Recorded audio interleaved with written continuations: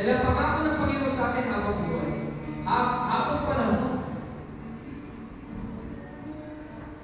And when you have this thing, gusto mo i-confess ng Panginoon, you want to make a decision, gusto mo tanggapin ang Panginoon Diyos sa buhay mo bilang tagapagligtas at Diyos, at gusto mo makasigurado na pupunta ka sa langit someday.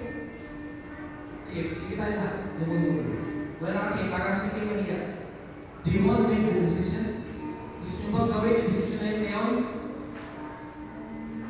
Taas mo yung kalat kami. Thank you.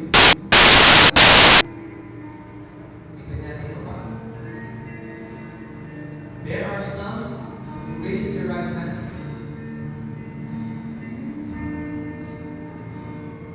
You want to make the decision right now. It's just very simple. Nasabi sa Biblia, aminin mo lang na makasalanan ka, mahina ka, at wala kang kayang gawin para iligtas yung sarili mo.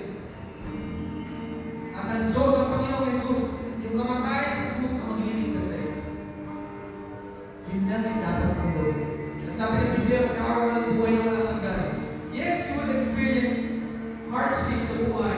May mga magiging problema ka pa. Normal yun. Nasa mo tayo eh. Pero ang promise ng Panginoon natin, after everything,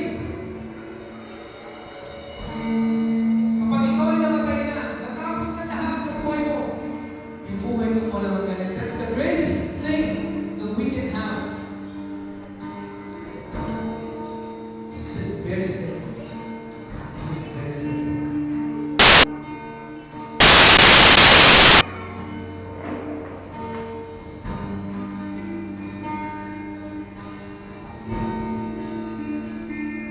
We're going to sing this song.